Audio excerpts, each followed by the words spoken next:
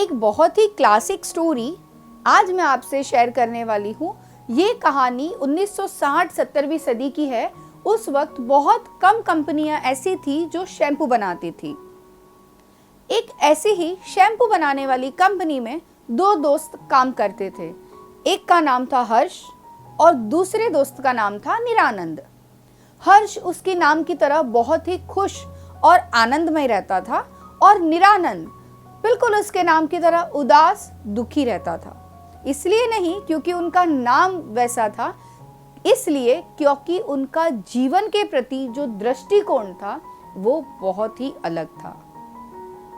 एक बार कंपनी के मालिक ने यानी कि बॉस ने दोनों को, हर्ष और निरानंद को केबिन में बुलाया और उनसे पूछा कि हमारी कंपनी चाहती है कि आप अफ्रीका जाए और वहां पे जाके मार्केट रिसर्च करें, सर्वे करें कि हमारी ये जो शैम्पू बनाने की कंपनी है वो वहां पे चलेगी या नहीं। आपको 10 दिन का वक्त दिया जाएगा। इस 10 दिन की ट्रिप के बाद आपको वापस आकर हमें एक एक रिपोर्ट सबमिट करनी है कि आपको क्या लगता है वहां पे कंपनी हमें बनानी चाहिए या नहीं। केबिन से बाहर आकर निरानंद शिकायत करने लगा। वो उदास हो गया, निराश हो गया और कहने लगा, इतने लोग हैं कंपनी में लेकिन बॉस को मैं ही मिला और भेज भेज के भी कहां भेज रहे हैं, अफ्रीका, धूल मिट्टी। अगर भेजना ही था तो लंदन भेजते, अमेरिका भेजते, अफ्रीका। और दूसरी तरफ हर्ष अपने घुटनों पर बैठकर हाथों को ऊपर उठाकर हर्ष ने कहा, हे परमपिता परमात्मा, मैं आपका बहुत शुक्रगुजार हूं कि आपने मुझे ये मौका दिया।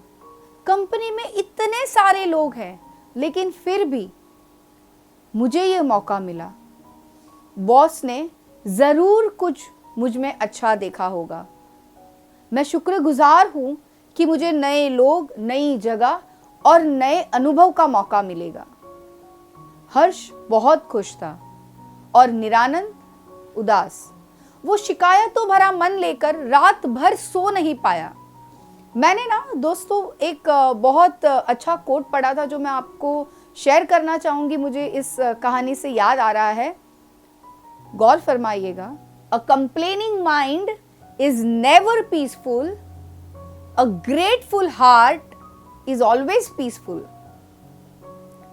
दोस्तों, शिकायतों भरा मन हमें कभी सुकून की जिंदगी नहीं दे पाता है। बस इसी तरह जब से निरानंद ने सुना था कि उसे अफ्रीका जाना है, वो उदास रहता था, उसे बहुत शिकायतें थी। कुछ दिनों बाद दोनों ट्रिप पर निकल पड़े। एक के मन में बहुत उत्साह और उमंग था लेकिन दूसरे के मन में रंजिशें थी, गिले शिकवे थे और दोनों ट्रिप पर निकल पड़े। कुछ दिनों के बाद जब दोनों वापस आए तब दोनों ने अपनी अपनी रिपोर्ट कंपनी को सबमिट की। निरानंद की जो रिपोर्ट थी वो इस तरह थी, ये सफर समय की बर्बादी था।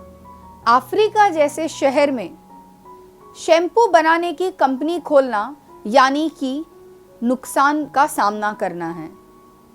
अगर हमारी कंपनी अफ्रीका जैसे शहर में शैम्पू की कंपनी बनाएगी तो बहुत ही ज्यादा नुकसान भुगतेगी, क्योंकि वहां पे कोई शैम्पू यूज ही नहीं करता। और जो हर्ष की रिपोर्ट थी वो इस तरह थी, ये सफर बहुत दिलचस्प था। मैं आपका शुक्रिया अदा करना चाहता हूं कि आपने मुझे ये अपॉर्चुनिटी दी।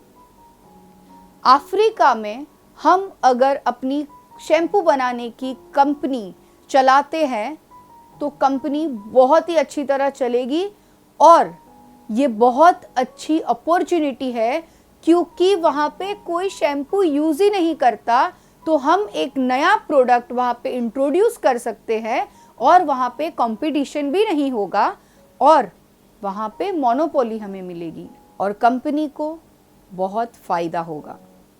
जैसे ही कंपनी वालों ने हर्ष की रिपोर्ट पढ़ी वो बहुत खुश हो गए और हर्ष को प्रमोशन दी। हर्ष को प्रोजेक्ट का हेड बना दिया गया।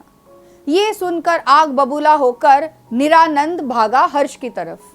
जैसे ही वो हर्ष की तरफ जा रहा था, उसने देखा हर्ष अपने घुटनों पर बैठकर हाथों को ऊपर उठाकर कह रहा था, हे परमपिता परमात्मा, मैं आपका शुक्रगुजार हूं कि आपने मुझे प्रमोशन दिलाया, आपकी वजह से मुझे प्रोजेक्ट का हेड बना दिया, अब मेरे पे और भी रिस्पॉन्सिबिलिटी आ गई। ये सुनकर निरानंद से रहा नहीं गया और उसने हर्ष को बीच में ही रोक दिया। एक मिनट, ये क्या है? जब देखो तब हे परमपिता परमात्मा, हे परमपिता परमात्मा। तुम्हें पता है कि अफ्रीका का सफर कितना मुश्किल था। ट्रांसपोर्टेशन कंपनी ने नहीं दिया था, कंपनी ने ठीक से हमें अकोमोडेशन नहीं दिया था, फिर तुमने कैसे लिख दिया कि ये सफर दिलचस्प था? इतना मानते हो तुम परमपिता परमात्मा को?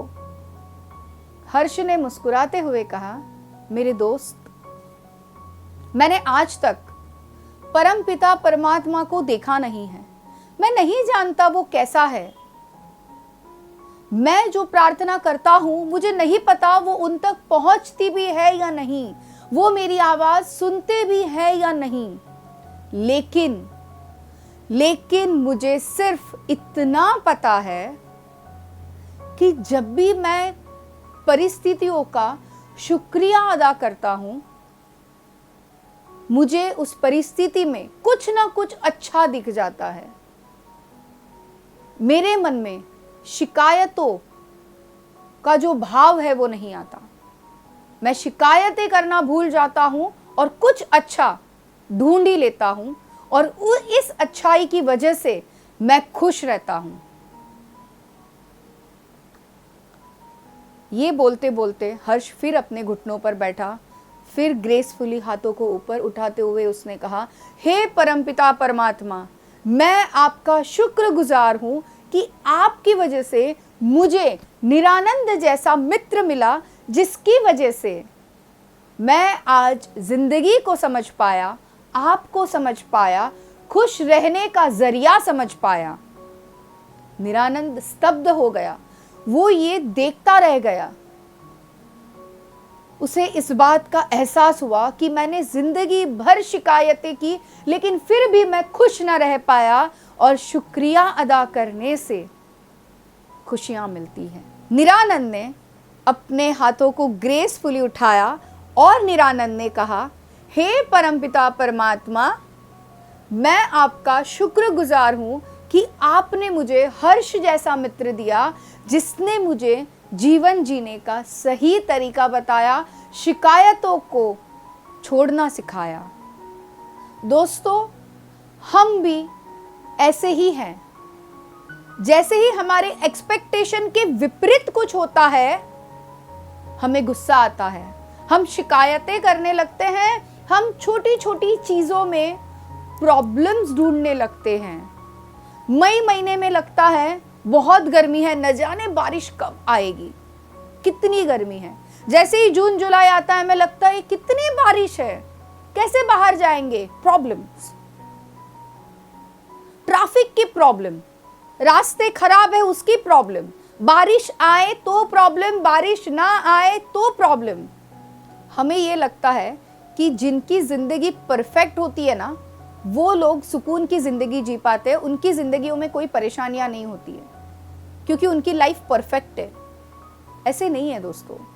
एक्चुअली समहाउ उन्होंने अपनी जिंदगी में ये हैबिट डेवलप की है कि वो हर परिस्थितियों में कुछ अच्छा ढूंढ लेते हैं। जो होता है अच्छे के लिए होता है। इस बात को उन्होंने अपनी लाइफ में कहीं ना कहीं उतारा है। 10% वो होता है जो एक्चुअल हमारी जिंदगी में होता है और 90% हम उस चीज पे कैसे रिएक्ट करते हैं वो डिपेंड करता है, उस पे निर्भर होता है। दोस्तों, सीढ़ी तो वही है, लेकिन किसी के लिए वो ऊपर जाती है, किसी के लिए वो नीचे आती है। फर्क सिर्फ नजरिए का है, दृष्टिकोण का है। जिंदगी है छोटी सी, हर हाल में खुश हूँ, आराम में खुश हूँ, काम में खुश हूँ।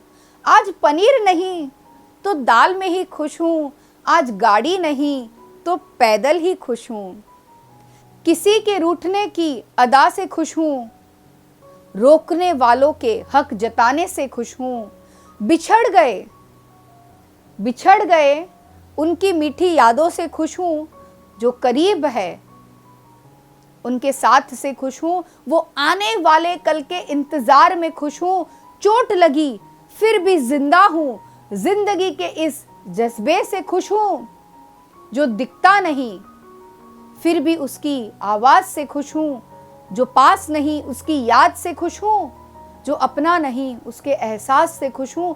जिंदगी है छोटी सी, हर हाल में खुश हूँ, आराम में खुश हूँ, काम में खुश हूँ। तकलीफ में भी किसी की दुआओं से खुश हूँ।